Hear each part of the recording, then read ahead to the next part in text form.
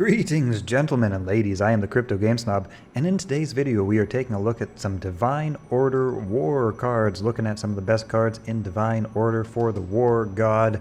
What we're going to do is, just like in the other videos, we're going to just go through them, and I'm going to let you know what I think of each one, starting out with Soul Survivor. This has actually become an interesting card in some recent deck builds. Give 5 strength to one of your creatures, and then deal its strength as damage to each other creature. Now this is a 6 mana board wipe, basically, and you also end up with one big buff strong creature at the end of it. This of course will wipe out your board as well as your opponent's board, but this is usable on the turn of drop. It can sway the momentum of a game in a huge way. After of course you drop this card, you can swing with it into your opponent's face and potentially even end the game. I don't know, you drop this down on 4 or 5 strength creatures, swing with this and hit for 9-10 damage depending on what stage the game is at. That's a huge amount of damage to burst out in addition to clearing your opponent's entire board. Yeah, this is a strong card, and you can see it's actually gone up and up in price just in some recent times. I'm pretty sure this one was recently updated, so it was improved from whatever it used to be. I'm pretty sure, I'm not 100% sure, but I think so, and that's probably why we see some price jump action here. Next up we have Odie. This is Valka's Herald. This is a legendary card, one of the most expensive legendary cards, I think the second most expensive legendary card in the Divine Order set. I think Finian Fruitbearer is at the top of the list. But anyway, here we have Odie, which is a decent 3/2 creature with backline, alright, and protected. Okay, so suddenly 3/2 becomes a whole lot better because it comes with that protected buff. It also comes with backline, making it difficult to get to. And whenever this creature attacks your opponent's god, reduce a random highest mana cost creature in your hand by 1. So this can help you to gain early momentum in the game, making the cost of your cards to throw down that much cheaper.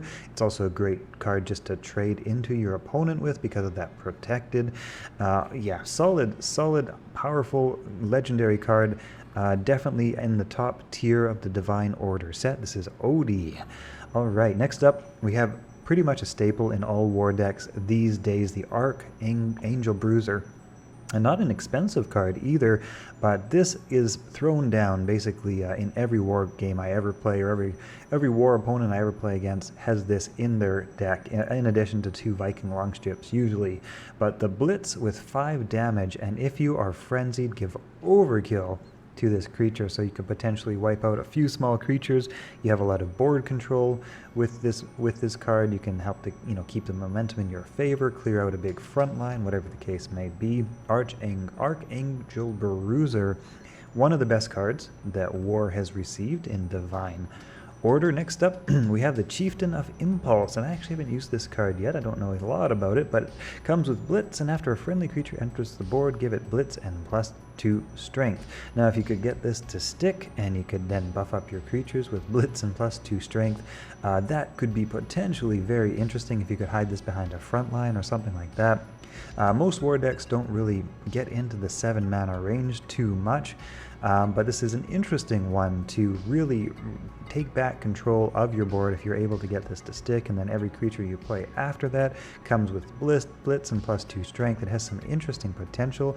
That being said, I haven't used it yet, and I haven't actually had it played against me yet, but it's an interesting one in terms of the text on the card. It's interesting. I don't know how good or bad it is, but it is interesting. Next up we have the Battle Artisan. Now this is a 3/3 mana creature, which is very solid in terms of stats. It also comes with Blessed, and after this creature attacks, add a random relic to your hand. Now that is, you can't argue with that. For a 3/3 card, which is really good for stats and mana already, it also comes with Blessed, and after this creature attacks, add a random relic to your hand, and War loves its relics, of course. So this is a hot card. This is a really good, solid card, the Battle Artisan. Next up we have Eonar, the Frozen King. Now this was apparently nerfed recently, and you can actually see that reflected in the price. This has been dropping off quite a bit. From what I hear, it's not too popular anymore, but this used to be extremely powerful. I don't remember exactly what was changed because I didn't play War much. I haven't been playing War much myself. But at the end of your turn, deal your strongest creature's strength as damage to your opponent's weakest creature, or if they have no creatures, then you deal damage to this creature. So if your opponent has no creatures on the board, it basically kills this creature. But then at the end of your turn, each turn, deal your strongest creature's strength as damage to your opponent's weakest creature. So this will basically kill itself as soon as there's no opponent card on the board. Well, actually, it will survive one hit. It's got 4 damage and it's got 5 health, so it would survive its own assault one time. Yeah, it's kind of become a bit muddled. It's kind of become kind of a weird card. After being a very, very powerful card, it got a nerf, and now it's kind of a weird card. Yeah, I haven't played around with it too much, so I can't really comment too much on the updates. I knew this used to be fantastic, but not so good anymore. The Ravenous Chimera, the Chimera. Now this has Blessed, which is always good, Blitz, and Leech. Now, in my opinion, this is kind of expensive for a 3/4 stat card, even though it does have Blitz and Leech. 4 health is okay at 5 mana. It's not the worst. You could probably trade this into something and keep it around for a second turn. The Blessed effect is nice, but for 5 mana, 3/4 is kind of low on stats. It's okay. I would put this kind of in the medium in terms of how good this card is. It's medium, not terrible, not bad. Next up, we have another round. Now, this gives a friendly creature +3/+3 for only 4 mana. And at the end of your turn, if you're frenzied, give a random creature in your hand +1/+1. So this helps to buff up a creature in your hand, which is always nice. +1/+1 doesn't sound like a lot, but it can be game swinging. Oftentimes at 4 mana, it's just early enough for that +1/+1 to actually be fairly significant, and also that +3/+3 for only 4 mana again can be really quite game swinging or board momentum swinging. This is a very decent card. I have seen it played a fair amount. I haven't played with it too much myself because I haven't played War all that much myself lately. So in terms of practical application, I don't have a massive amount of experience with that, but a very decent card, certainly at least. Next up, we have the Tartesian Minotaur. Now this has a roar of give +2 strength to your other Olympians, and if you're frenzied, also give them overkill. Now this is a 3/4 stat 5 mana creature, which is kind of light on the stats, but I imagine this could be interesting if you put together some sort of Olympian focused decks. I'm not really familiar with any Olympian focused decks. I'm sure they exist and they may become more prevalent as we get more expansion cards and things like that. But for 5 mana, 2 strength, and if you're frenzied, also overkill to any friendly Olympians on the board. This is kind of like an Amazon deck buff, but for Olympians. It's got some interesting potential. I haven't seen it played once. I haven't played it once, but it's interesting. It's an interesting one. I'm not too sure how to comment on that one just because it doesn't get a lot of play, but it's got some interesting text, and it has some interesting potential. Next up, we have the Looting Squire. Whenever another of your creatures is destroyed, give +1 armor to this creature. Now, that may not sound like a lot of armor, right, on a 1 health creature, right? But if you happen to get a couple of creatures killed, maybe when maybe you out of misery one of your creatures and you have this on the board, 3/1 stats are decent. If you can get this with 2 or 3 armor, suddenly this becomes extremely difficult to clear off the board at that early 3 mana. I haven't once seen this played, and I haven't once played it myself. Again, I haven't been playing War all that much, but there's some interesting potential here in, I don't know, throwing down a card shark and then out of miserying one of your card sharks and then letting your opponent take out the other front line, and then suddenly this gets 2 armor on it, and I don't know, there's some interesting potential to make this a big buffed armored creature. Yeah, interesting. It's another one that I can't say is good or bad per se, but it's got some interesting combo potential that would need to be experimented with, and I haven't done that yet. Next up, we have the Enraging Talisman. This is yet again one I haven't tried yet, one I haven't had played against me. After you attack an enemy creature with this relic, if it survives, give the creature at the start of your turn, give each enemy creature +1 strength. So you could potentially use this to really buff up your board, potentially a couple of times, or force your opponent to get rid of this creature one way or another, and you can actually swing with it 4 times. There is some interesting potential with this one. I haven't played around with it much yet, but there is some interesting meta that could come out of that one. Next we have the Rage-Filled Hammer, which is a 2-mana 1/3 with Blitz. And if you attack a creature with this relic, give this relic +1 strength. So basically on your first attack this starts at 1 damage, your second attack this becomes a 2 damage, and then your third attack this becomes 3 damage. So you're basically getting, what is that, 6 points of damage for 2 mana, and you're getting Blitz out of that. That is a very solid card. Certainly a very solid card, not an expensive card, not by any stretch of the imagination. We got like 6 and 7 cents here going on at the moment, but yeah, a very solid relic for dealing with that early game. Rage-Filled Hammer. Valka's Captain. Now this is one I see played all the time, certainly one I've got in my war deck, even though I don't play war all that much. This has a Roar of Equip, a 1/1 barbed hook, and if you're frenzied, give that relic +1 strength. So it's not too difficult to get a 2/1 relic out of this card, and you've got a decent 3/2 stat creature on top of that for a maximum potential of basically like 5/2, right? So you got 5 damage worth of stats, and then 2 health worth of stats, potentially speaking, out of a 2-mana card. That's a whole lot of attack power out of a 2-mana card. This is a very solid card. This is of course one of the most expensive epic cards in war, actually probably even in Divine Order. You don't see them up at much more than about $8-10 type thing. This is kind of top of the line in terms of good cards in the current meta. Anyway, yep, Valka's Captain, a very solid, very good card for war decks. Next up we have Sound the Charge, which is a 3-mana card. Give +1 strength and Blitz to each creature in your hand. Again, very interesting. I don't think I've seen this one played on me yet. I haven't played it myself either yet, because actually war has a lot of cards that already have Blitz on them. But once again, if you play maybe some stronger creatures that don't have Blitz, but you happen to have a handful of stronger creatures and give them all Blitz, there's again some interesting meta that could come out of this that I haven't seen played with much yet, that I haven't played with myself much yet. But there's there's some intrigue that I think could be explored around this one. Next up we have Valknir's Cavalry. Actually just had some guy play this on me the other day with Blitz and Twin Strike Armor 1 at 3 mana. This is a decent early game crowd control card, and because you have that Armor 1, you could potentially take down something like a Marshwalker with that Twin Strike Blitz, maybe hit it twice, and that's actually what happened to me in particular.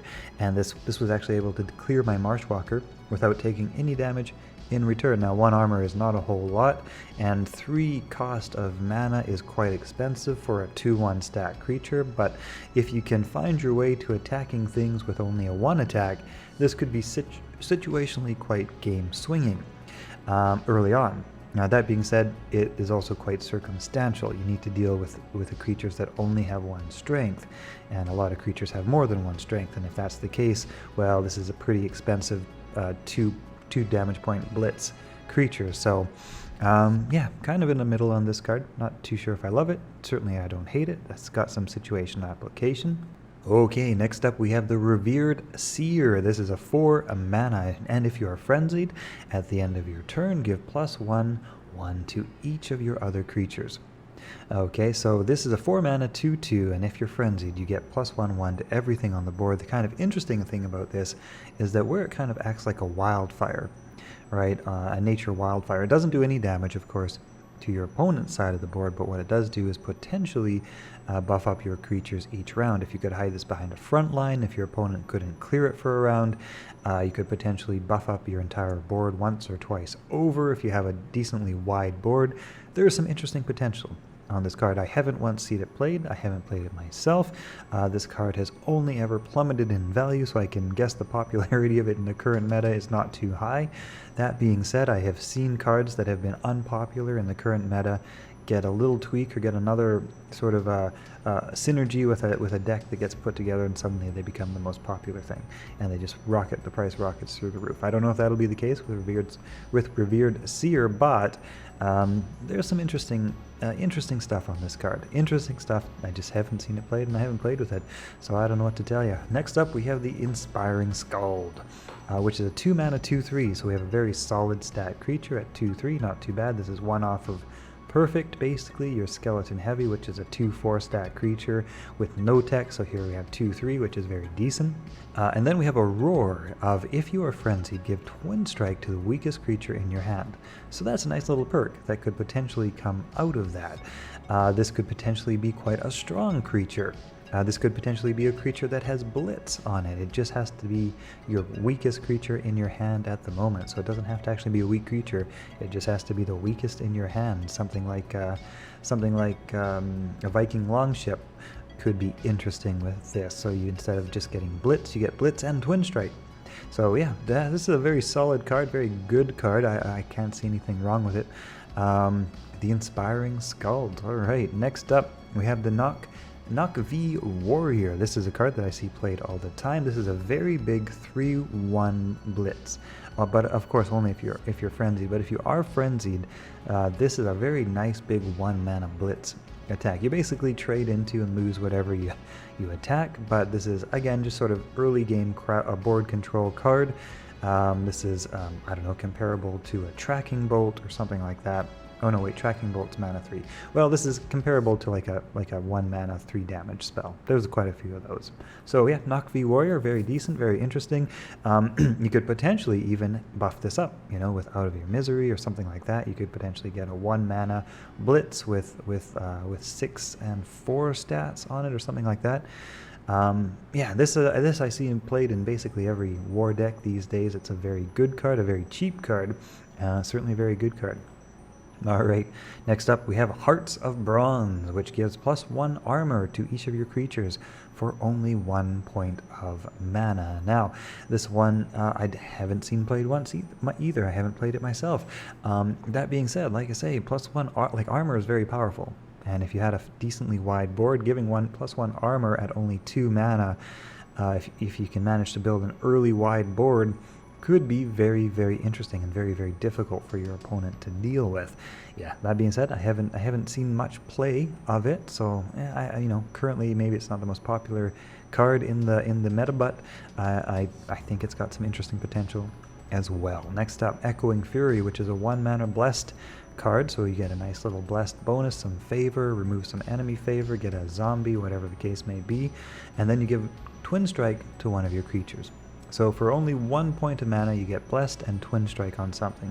So again, I never really see this one played, but it has some interesting potential.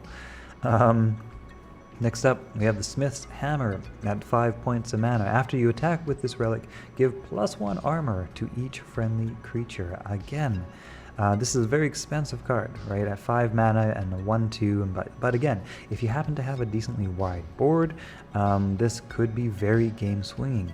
1 point of armor is a lot easier to deal with than 2 points of armor. If you happen to have a Guild Enforcer that sticks on the board, you can use this to buff it up to its old former glory, and we all know how overpowered that 2 armor Guild Enforcer was. So again, I've never seen this played. I haven't played it once, but it's again got some interesting potential. Yeah, it really all comes down to deck build, right? Deck build and configuration, well, for the most part. That being said, here's one card that doesn't require much in the way of deck build or configuration, and that is just good. This is basically one of War's best cards. At the end of your turn, if you're a frenzy, give +1/1 to your strongest Viking. So this card is a 3-mana 3/3, which is super solid already, and if you're frenzied, this becomes a 4/4 at the end of each turn. So the next turn it would be 5/5 and 6/6. This is basically a 1 mana cheaper moon crazed Cyclops in terms of nature's comparable. I have seen this card spiral out of control many times. If you're even just a little bit behind, it's extremely difficult to clear, and it becomes more difficult every single turn. This is a super strong, super powerful card. The Thundercaller, yep, legit. Next up, we have a 9 mana Demon Prince, which I'm just going to pronounce like this. We're going to say Anagros. Yeah, we're going to say Anagros, which is a 9 mana God Blitz creature with 12/7 stats. And when this creature destroys another creature, obliterate it instead. Okay, so that I believe just takes it out of the void and just removes it from the game, from my understanding. It also comes with a roar of deal 6 damage to each enemy creature. Now, we don't get to 9 mana all that often, especially war. Who knows, maybe one day in the future longer games will be more of a thing.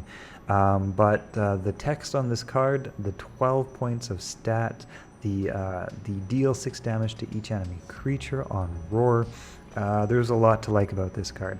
This is, as you would expect, a very strong 9 mana drop, but then again, most 9 mana drops are very, very strong. So next up, we have the Tenderizer. This is a 7 mana 8/2 relic with Blitz. After you attack a creature with this relic, give it +1 durability if it has any durability remaining. So, as far as I understand, if you are not attacking your opponent's god, and I haven't used this yet, and I don't think it's been used on me, but basically this continues to be usable every single turn. If you attack a creature with this relic, give it a +1 durability boost, as long as it has less than, as long as it has at least 2 durability left and isn't destroyed immediately after. So if you use this to attack your opponent's god, it will lose 1 of its durability, but if you attack a creature with this, you can basically keep swinging with this every single turn until it's removed. Interesting potential to be very powerful. Again, it's a 7 mana drop, and a lot of war decks are curved to the lower than 7 mana drops. But yeah, this is an interesting card that could stick around and make it very, very, very difficult for your opponent to play anything back. That being said, every creature you swing into does hit you back, so you take a lot of face damage with it. But interesting. I'm just going to call this interesting. Another one I haven't played much or seen played at all yet, but interesting. Next up, we have Rolling Thunder, a 7 mana, 7 summon 2 3/3 Thundercallers, and if you're frenzied, summon 3 instead. Now, we just saw the Thundercaller. That's this guy right here. As we know, the Thundercaller's pretty good card, and if you're frenzied, you get 3 of those on the board, so that's a potential of 9/9 stats, which is then also growing each turn by +1/+1 if you have frenzied on the board. So if you have 1 frenzy on the board, then these become 4/4, 3 4/4 Thundercallers. So now you've got 12/12 stats out of a 7 mana drop that continues to grow. This is not a very expensive card. I haven't once seen it played again, but I think if a war deck were curved a little bit more to the 7 mana, this could be very powerful, very interesting, and a game ender, basically. Potentially. Anyway, Spoils of War, which is a 1 mana. Pull a random creature from your deck into your hand, and if you are frenzied, give it +1/+1. So this kind of acts like a shield bearer without any creature on the board. Of course, shield bearer was nerfed to be a 0/1 creature, so this is kind of similar to a shield bearer, except you don't get to play it on the turn you swing with it. This is not my favorite card. Anyway, let's move on to Grand Holl, which is a 4 mana frontline can attack with Roar that gives each of your creatures leech and +1 strength. Now, at 4 mana, a 2/5 drop card is okay. That might survive a hit or 2, but that it also gives each of your creatures leech and +1 strength suddenly gives you potentially quite a nice bit of extra healing to recover yourself and heal yourself up, and also get that +1 strength to help swing the momentum of the board. So this is a very decent, very good card, not too bad at all. I haven't seen it get much play, but at 4 mana it's very cheap to get a nice little front line out there that also heals you. I can't see anything wrong with this card. I feel like this is quite a good card. Something that I want to actually play around with a little bit more, because at 4 mana, like I say, a 2/5 frontline can help you to then build up your board in behind it and then buff up your in behind board with some other stuff. There's some interesting stuff, interesting potential behind Grand Holl. Okay, Caged Berserker. This is a 5-mana 1/1. At the end of your turn, if you are frenzied, while this card is in your hand, give it a +2/+2. So basically, as long as you hold this card, and if you are frenzied, every turn it will get +2/+2. So you could potentially build up a seriously scary big Berserker out of this card. So say if you got this on turn 1, by turn 2 it's a 3/3, by turn 3 rather it's a 5/5, by turn 4 it becomes like a 7/7, and so on and so forth. So interesting. I don't think I see it played against me, or I don't think I've played it either, but interesting text. I can't comment on it too much. I should probably play more War because I haven't experimented with a huge amount of cards yet. Next up, we have Bar Fight, which is deal 1 damage to each character, and if you're frenzied, deal 1 damage to each enemy character instead. So this is a nice, now that it says character here is good, because if you're not frenzied, you could use this potentially to frenzy yourself and trigger some frenzy effect. But if you are frenzied, this could act like a small board wipe for clearing, I don't know, Shadow of Lethanons, or you know, a lot of different high attack creatures have only 1 point of health, Switchblade Duelist and some other things like that. So that one point of damage for 1 mana to everything is kind of interesting. Yeah, I haven't used it, I haven't seen it played, but it's an interesting one. I don't have a lot to say about it. Certainly not the most expensive card in the game, certainly not the most coveted card in the game, but not bad, not a bad card.